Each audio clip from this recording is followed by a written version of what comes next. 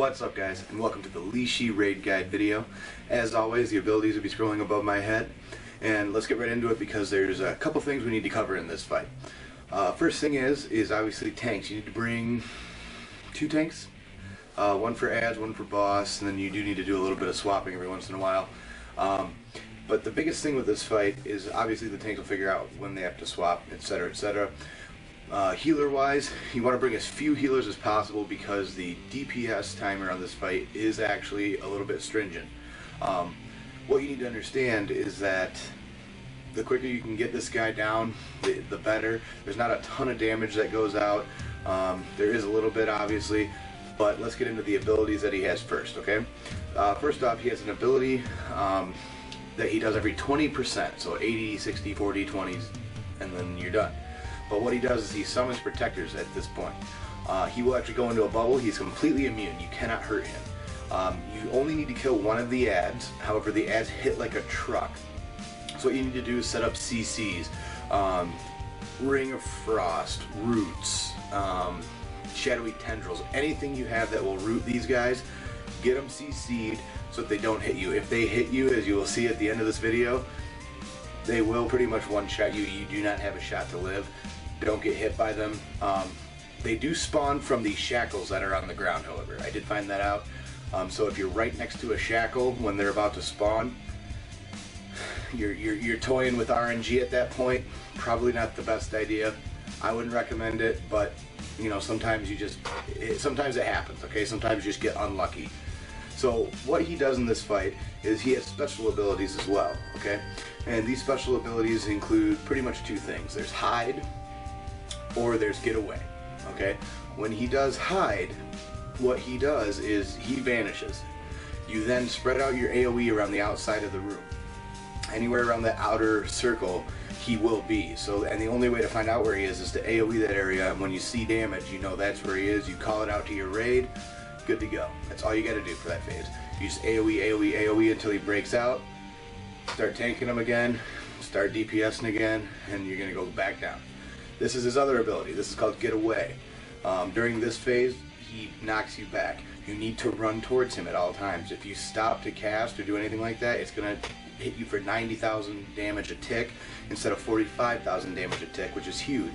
This is also the phase where if you have any personal cooldowns, try to use them while you're casting on the run, especially if you're out of things to cast. You might as well blow a lock cookie, blow a personal cooldown, blow anything to help your healers during that phase because they're in the same boat. They can't stop to heal, okay? So any healers with movement, any healers that can cast while moving are key for that phase of this fight. Obviously after that phase is over, you can pop a raid cooldown if need be. Keep in mind though that your tanks will be getting hit very, very hard this entire encounter, okay? That's the main thing.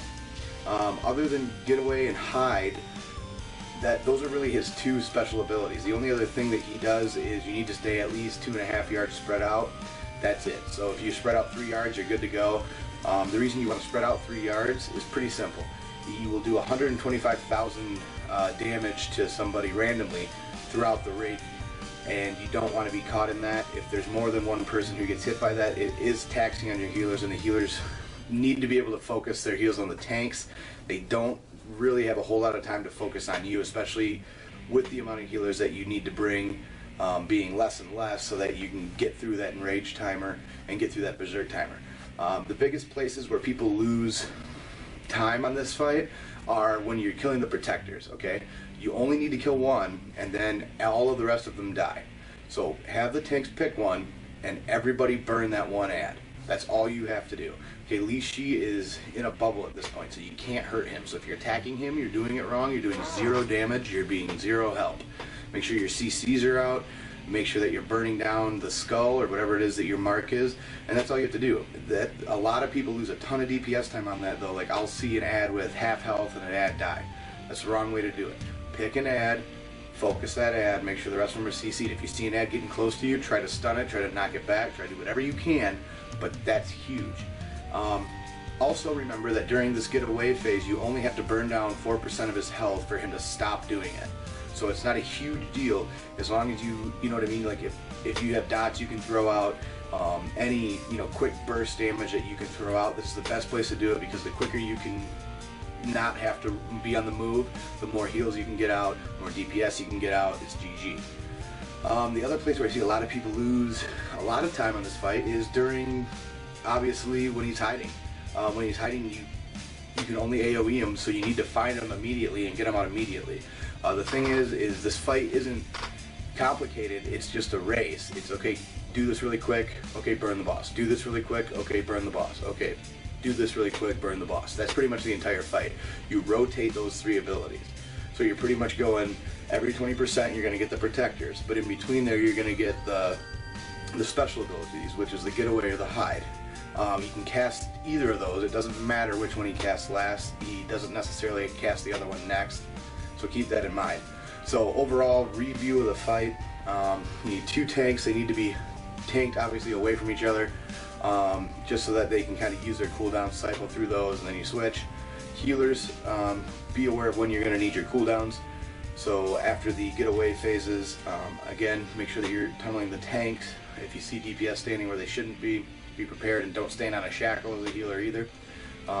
DPS, again, break them out, pick one protector, burn them, burn boss. That's it. Other than that, you're literally just rotating these abilities back and forth and back and forth and back and forth.